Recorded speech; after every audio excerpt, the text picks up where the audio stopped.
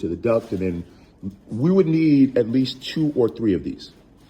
So we would have duct coming off the top, and then they would be connected, duct from the back, and they would be connected. So the only question, I know you guys have the 50 gallon, right? These come in 50 gallons, 65 gallons, and 80 gallons. Yes. So your building, because there's like a rating system that they use. They say how many apartments do you have, how many people in the building. So you're in the 16 to 20 apartment range, and then the 50 building occupant range, right? So that says you need a minimum of 113 gallons. So if this is a 50, if we can only get the 50s, then we would need to have 3. But if you have the 65 or the 80s, then we would only need to have 2. So I know Dennis said you had the 50s. Can you get the 65 or the 80s? The 65 is totally out of stock. 65 out of stock. So what about the 80s? 80, yes. How long? Because this is an emergency. 2 days.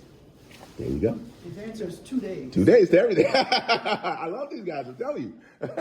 So, okay, so we can either do 2 80s, or we do a 50 and an 80. That gives us 130 gallons. And then we just literally just plumb it in.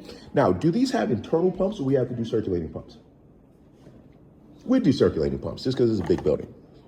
I can show you the pictures. Yes, please. When they finish the installation, I have the pictures. Yeah. So the good thing about these is we don't need to duct these because there's no combustion taking place. So with a boiler or some combustion system, you have to duct it.